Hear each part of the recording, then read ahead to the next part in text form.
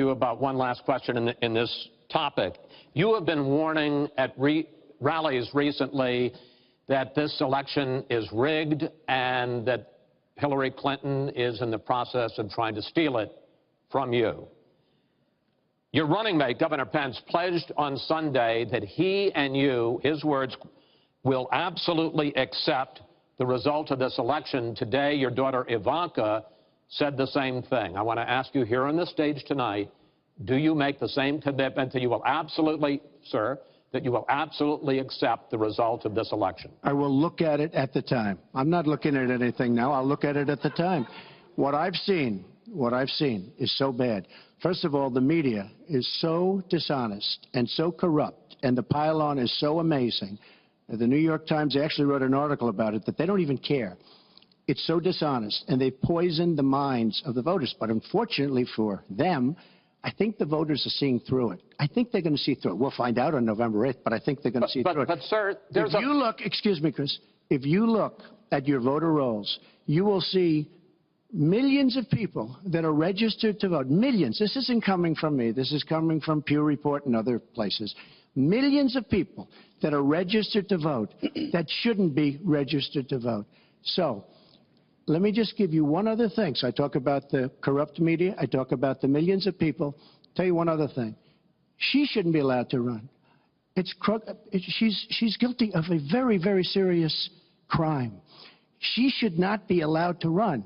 And just in that respect, I say it's rigged. Because she should never, Chris, she should never have been allowed to run for the presidency based on what she did with emails and so many other things. But, sir, there is a tradition in this country. In fact, one of the prides of this country is the peaceful transition of power, and that no matter how hard-fought a campaign is, that at the end of the campaign, that the loser concedes to the winner. Not saying that you're necessarily going to be the loser or the winner, but that the loser concedes to the winner and that the country comes together in part for the good of the country.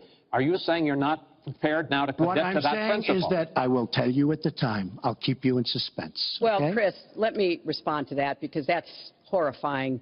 You know, every time Donald thinks things are not going in his direction, he claims whatever it is rigged against him. The FBI conducted a year-long investigation into my emails. They concluded there was no case. He said the FBI was rigged. He lost the Iowa caucus. He lost the Wisconsin primary.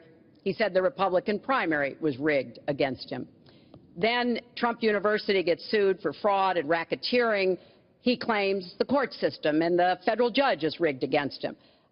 There was even a time when he didn't get an Emmy for his TV program 3 years in a row, and he started tweeting that the Emmys were rigged against him. Should have gotten it. This is a mindset. This is how Donald thinks.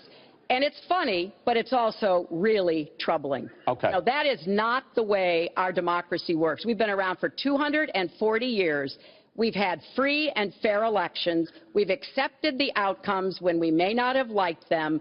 And that is what must be expected of anyone standing on a debate stage during a general election. You know, President Obama said the other day, when you're whining before the game is even finished, it just shows you're not up to doing the job. And let's be clear about what he is saying and what that means. He is denigrating, he's talking down our democracy. And I, for one, am appalled that somebody who is the nominee of one of our two major parties would take that kind of position. I think what the FBI did and what the Department of Justice did, including meeting with her husband, the Attorney General, in the back of an airplane on the tarmac in Arizona, I think it's disgraceful.